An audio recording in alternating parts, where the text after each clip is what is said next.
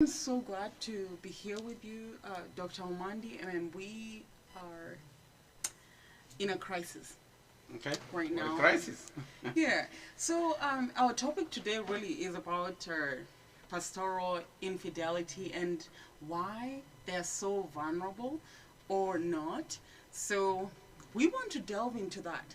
And, thank you so much because we have not had male inputs into a subject that just recently happened where we had a pastor that has been put up and in one of the biggest churches in Minnesota. So I'd love to hear what your take is. And that the question that I want us to cycle back to is why church leaders are vulnerable to infidelity, pornography, and what do we do about it? So here. Oh, I tell you that's a very sensitive topic and quite very embarrassing, given that a pastor is someone who builds the faith of people. Okay. And the people trust the pastor as a spiritual person who helps to teach and work people. A pastor helps counsels people, uh, ordains people, even marries people.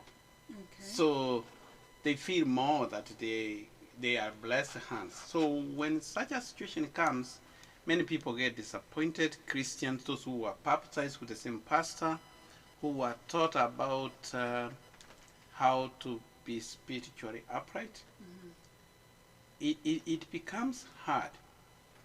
And I think there are varied causes of happening because even big pastors in mega churches are fallen. Some of the examples, David Lovelace, of former lead pastor of Discovery Church in Orlando, Florida, who actually had to step down because of sexual immorality. Allegations. But Yeah. one thing I love what you're saying. I don't want to interrupt you. Mm. Okay, so here. Um, Expound on that. So, David Loveless. So, here. Now, being in a position of spiritual leadership can be a challenge. And, I mean, we can admit that everybody, even in our churches, are in like Seventh-day Adventist churches. So everybody wants to be their best. They want to look their best on Saturdays, man. Then you have all these standards, and everyone else has their standards and visibility, right? And we have high expectations, but do we have a measure of how vulnerable our church leaders are? And that's why I kind of interrupted you there so that we can. Well, that could be one of the causes, but I think why we have seen many pastors fall more into infidelity. We have seen this from even the Catholic Church, where the priests have fallen. That it's nobody's immune, but not that other people don't do the same. Okay. But whoever much is given, much is expected. Okay. The really people who have decided to follow God and be the ministers of God, they are held on a higher standard than other people. For example, if we are another person on the street who is, or a police officer who did it, or other things, it might not get this attention it's getting. So the reason why we hear about it is because of the moral standard. Take for example, if 5 men were drinking in the band, they were found drunk, and one of them happens to be a pastor, what do you think a news reporter will report? Will he report that 5 men were found drunk? No. A pastor was found drunk would be the headline, and among those will come in small letters, There was a police officer, there was a clerk. Do you think so? So that's a position we have, and I wanted to tell you that infidelity is not only limited to that, it's only compounded because, as I said, whoever much is given, much is expected. So people expect pastors to hold high standard. I'm not trying to defend them on that, and I don't want to digress, as you say. Why do they fall? There are a number of reasons. One, I think some people go to the ministry, they call themselves to the ministry. Because actually pastoral ministry. Okay, so you expound more on that. Yeah. How you know, to be a pastor, it has to be something of a calling. But it happens that a majority of people call themselves to the ministry. What I mean, okay, they will say that they have been called by God, when actually they have called themselves. In which way? They go to the ministry either because of employment or because of the power and the privilege associated with that position. So which means really spiritually they are not really committed to the word of God. It's only what they want to get when they are there. That's one of the reasons why I think most of them fail. Okay, so one thing I always say is, sometimes with all the research that we've done, and most, like you said, okay, so most of them, will fall because here again, there's no, and we can't quantify who called who. How do we know when the Spirit is coming? But tell me though. So, you're a PhD. You've done the Likert scales. I know, you've managed a lot of students, but sometimes as a professor, students will have a Likert scale where they will be grading Dr. Omandi at the end of a semester. They're like, here, on a scale of 1 to 10, was he effective? Should we have a scale for our ministerial or our pastors, because they go through the same schooling like everybody does, and they well, let me tell you, what we are talking about, pastoral infidelity, it can never be quantified on a Likert scale. Actually, most of the pastors who are fallen, if you could give a Likert scale, like the way they are delivering their message, they will be number one. They are the most effective. Most of those who are fallen, they are, when they are in the pulpit preaching, they will be number one. But they fail. This is something intangible. This is something internal. And that's why I'm saying, if you are not committed to personal ministry, I think it's a challenge. People come with their baggage. There are personal risk factors. Some people, you might find some people who are having those criminal mind. Like, then instead of going to prison, they find like they come to an institution to cover up. Some people have a mask. People put a mask. Some people come to the ministry, not like they are really, but inside them they have just put a mask. They will talk that they are good people, but inside of them, their character is that bad. Their shadow is with them, and that's what they carry to the ministry.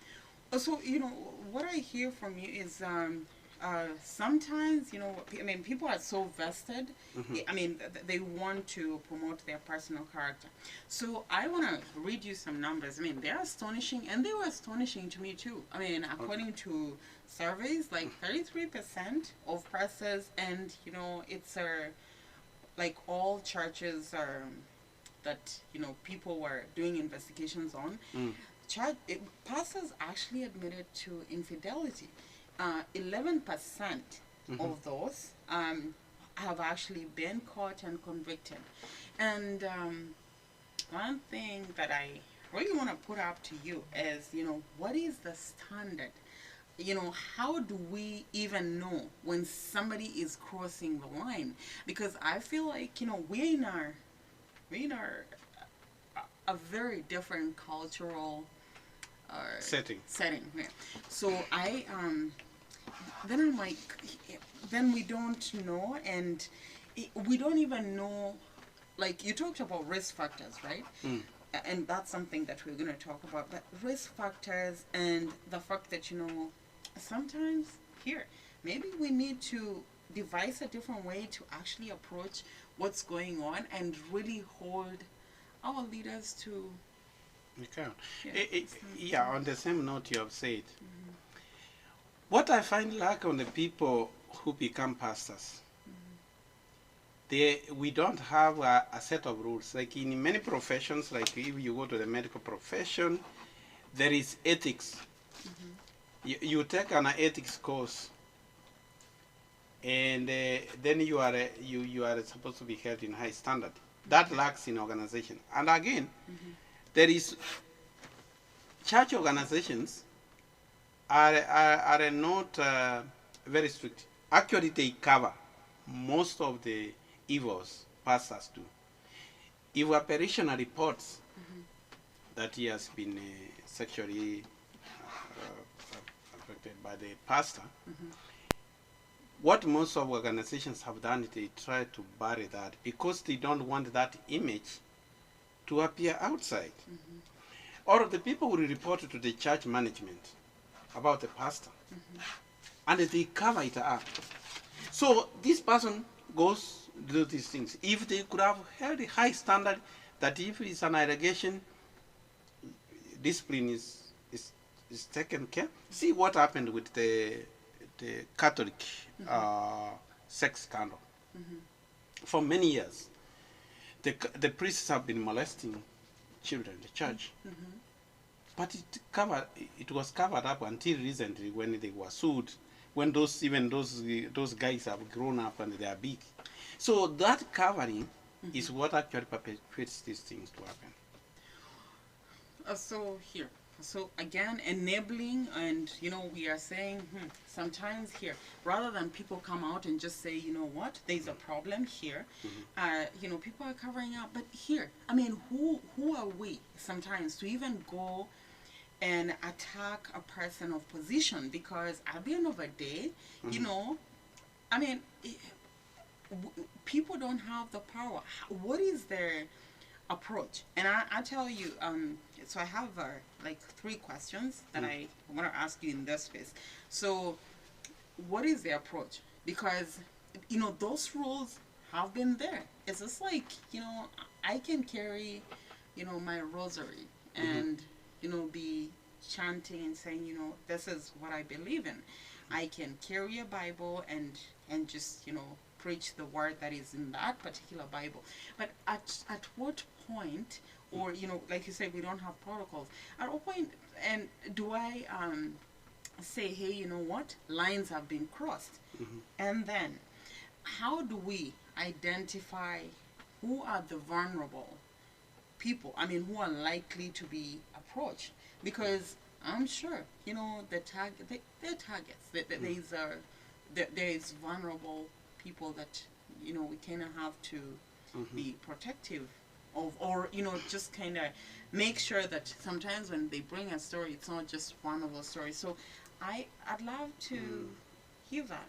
Now, one of the things we are in a very wrong terrain about talking about the pastoral ministry. The church is quite mysterious that people who go there, when they see their pastors or their priests or what, there is that kind of fear.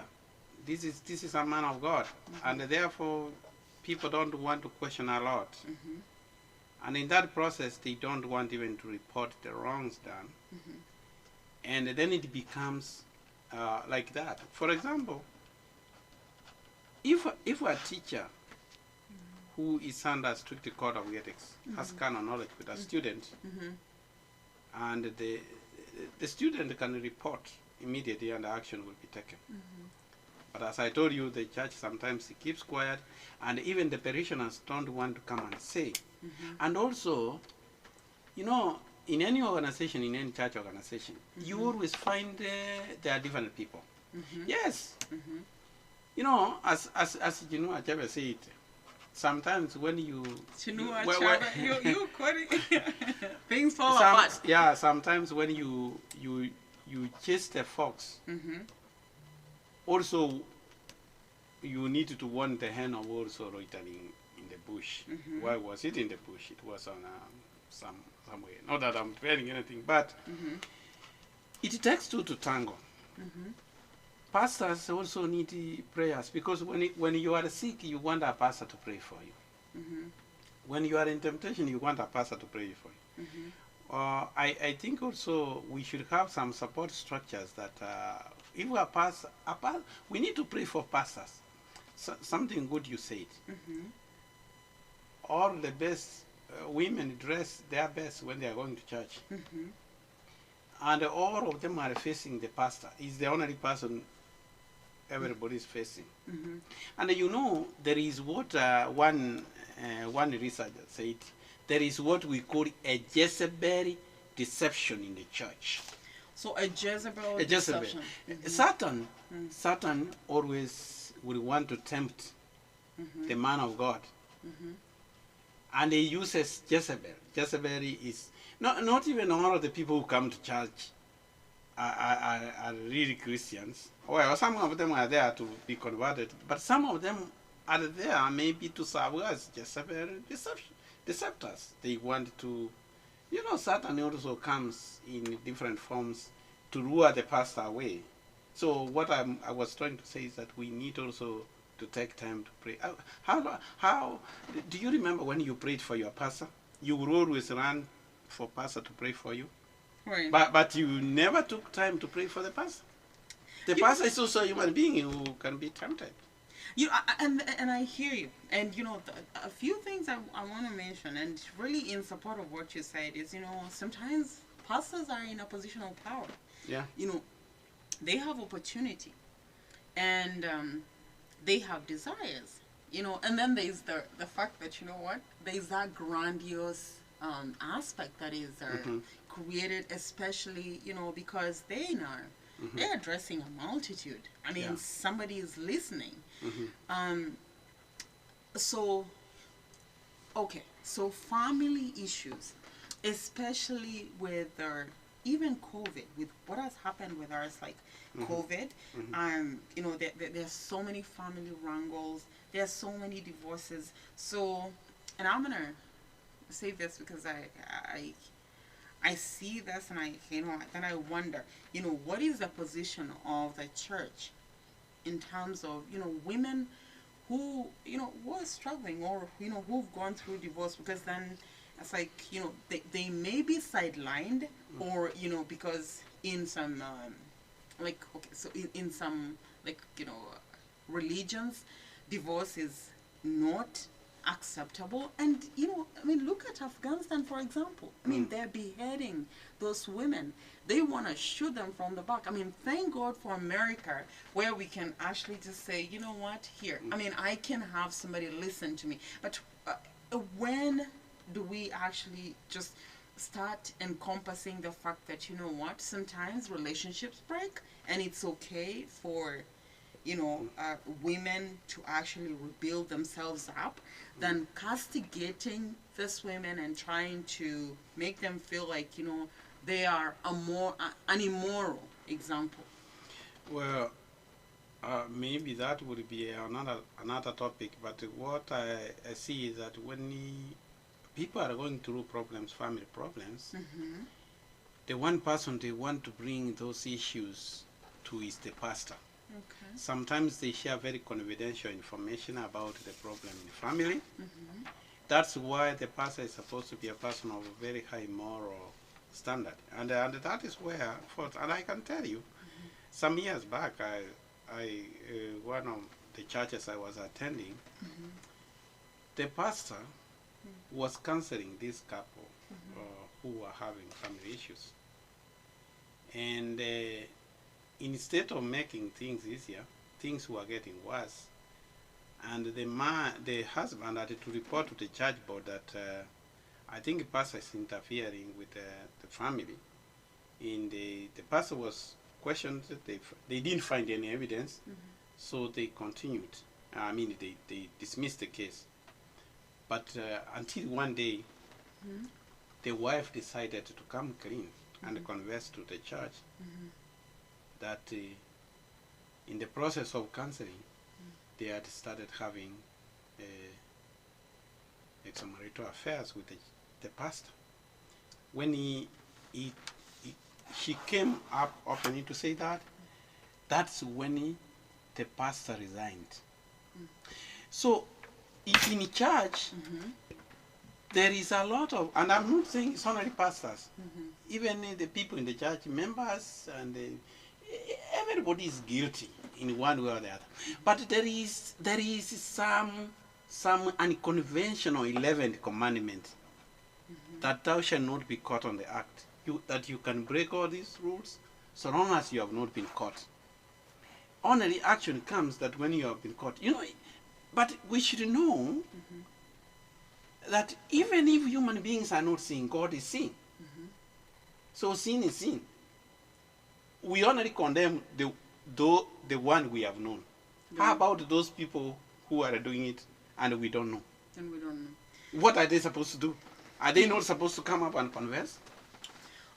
So, I mean, do we even have a standard for us? Like here now, we are stuck in this quagmire where now we are thinking, oh my gosh, you know what?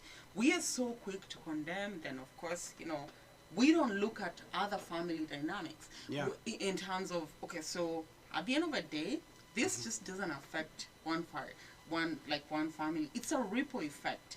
And there's victims, there's people who really didn't want to be in situations or don't want to be in situations. So what do you advise about that?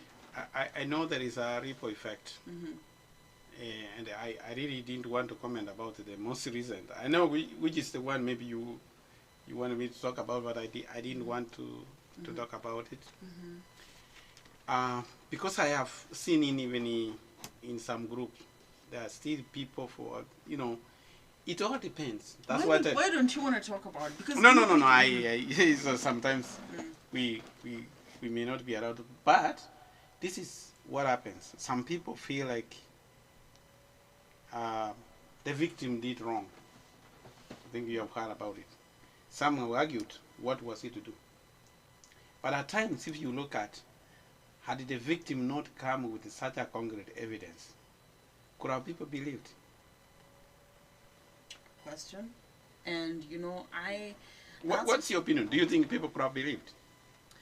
So here, I will answer you in the most of I love to listen to the evidence, and I love to hear what's going on to the both sides of a coin, because at the end of the day, we want to listen to both sides of the story. And you know why people go to trial?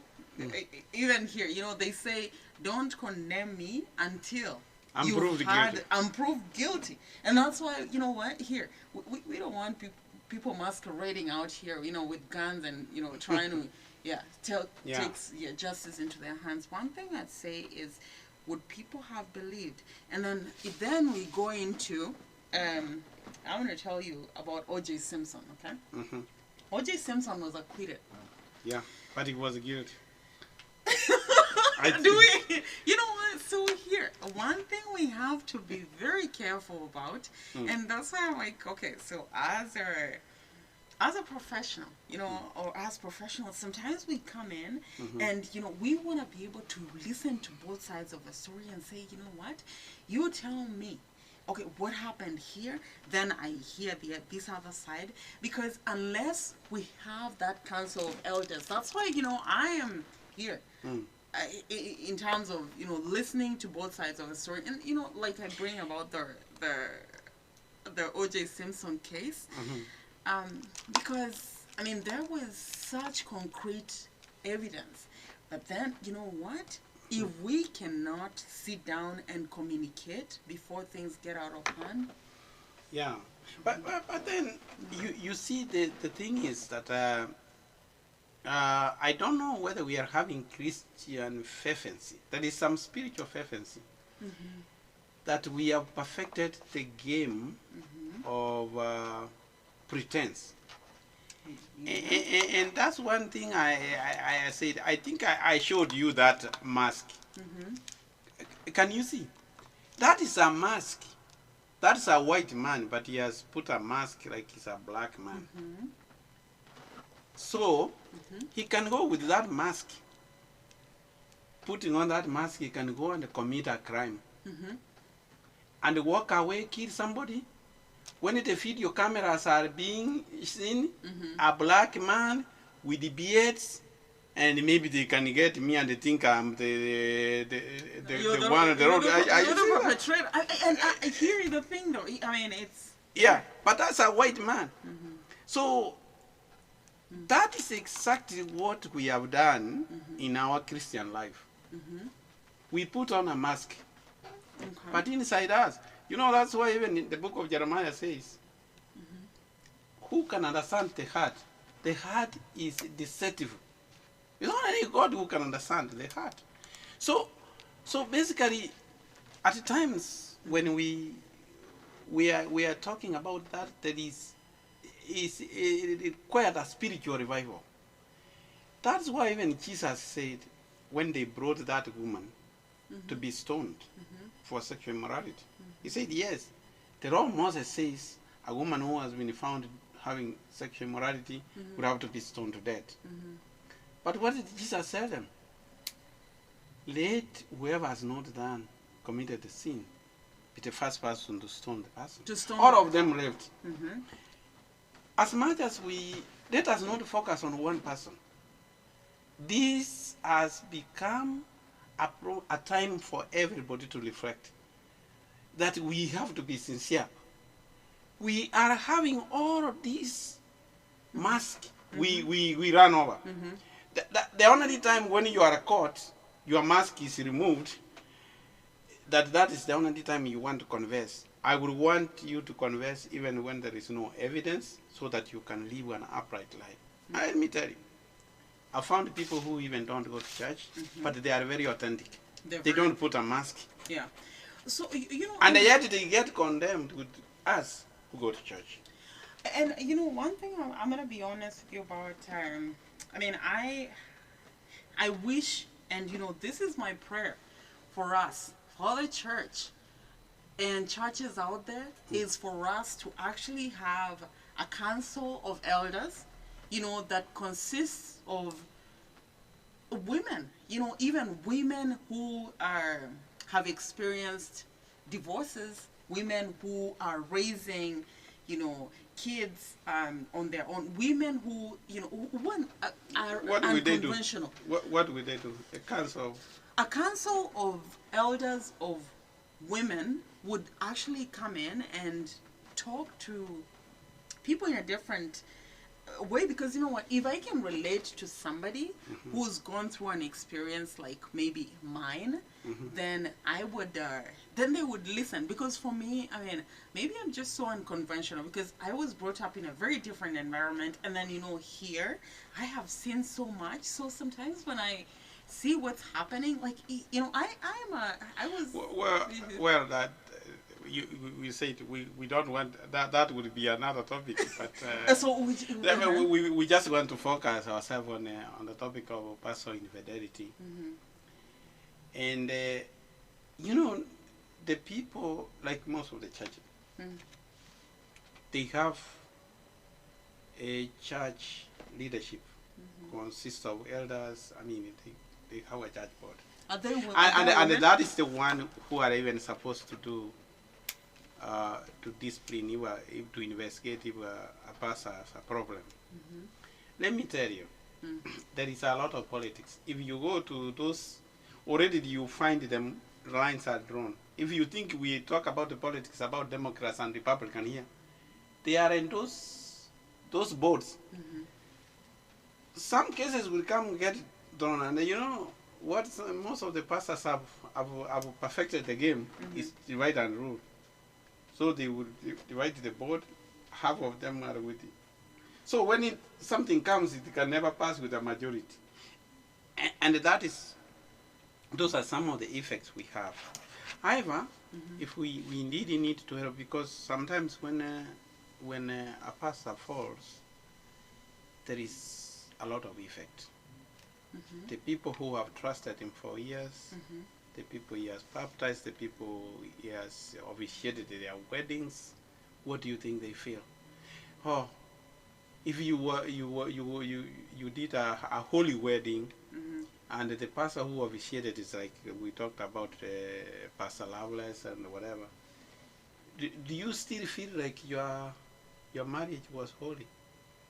Because you thought it was officiated by a person who was not holy, so are you seeing the effect? Those are some of the effects, which I think a way should be found how to cancel the people who were baptized with the same pastor, who were preached with the same pastor, whose wedding were officiated by the same pastor. You know, then I say I love what you're what you're saying, because yeah, there's been a lot of trust that has been lost in all this.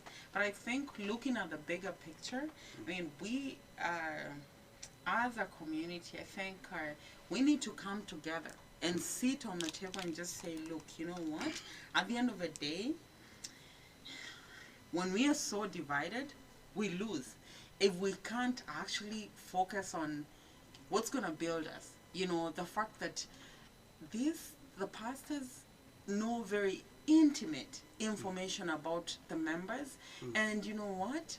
I mean, it's crazy. It's crazy because they are very like high position, and you know anything could happen. And sometimes we don't have a council, like you said, you know, a clergy of elders, or you know the church leadership.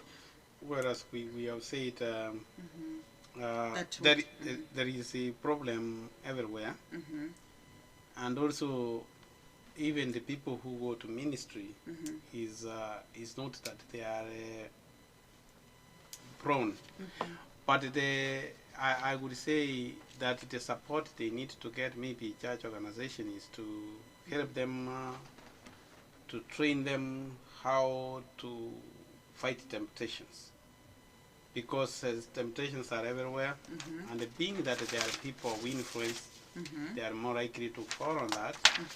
But if the only solution I can say is that, well, if you feel like you cannot sustain the temptation, it's good to step down before you get yourself in an exposed situation like that. But there is no temptation you can win if you remain true to the cause. You pray to God for strength, you will be fortified. That is if you came to the ministry genuinely. But if you came for any other reason, then you are likely to fall. So you have to do your own growing when you are, and I think it's a complex issue, which I don't think you can say that cancer does would solve. It's really complicated. You know what? I mean, there's growth, there's introspection, and what I picked up from what you just said is, you know what? Sometimes I think when you know things like this happen, then it's a time to actually say, you know what? Maybe we need to go back and have those meetings, like, you know, talk about what's happening. Because here, if there's a pattern, you know, just like when George Floyd happened, now the police decided, oh my gosh, you know what, we need to act. So now that we've had so many examples of church, you know, leaders falling, how about, you know, we have a book and we have people just saying, you know what, these are the things that you can expect. And sometimes, you know, drawing talking to people and just saying, hey, even now with COVID, when we didn't have so many people like going to church, and now that you know people are going back to church, maybe we need to focus on the fact that, you know what, you're powerful, as a pastor, you have an opportunity. There is a chance that you could be narcissistic. You know, you're like, you know, hey, who can I get? And there is the you know, people, they have a position where, you know, they know about what people are going through. And there's also the lack of protocol. You know, I was reading some research somebody did and found that even the family where how you were brought up. Sometimes people it gives an example of somebody who said that it was brought up in a very strict Christian family, where every movement, what he has to do, was monitored and was caged, because he was a son of a pastor. This guy called Bob. So even his career was already cut out. He wanted to do art, fine art, but the father was a pastor, said no, you have to go to the seminary. So he went to the seminary, finished, became a pastor finally, and he fall, I mean, to sexual morality, because he never had time even to scatter his words out there, and you know, these things have to come out in one way. So he was saying sometimes it is not immune. There is inner you which will always come. It is always good to leave people to choose freely the profession they are going, and let them do things, have them freedom.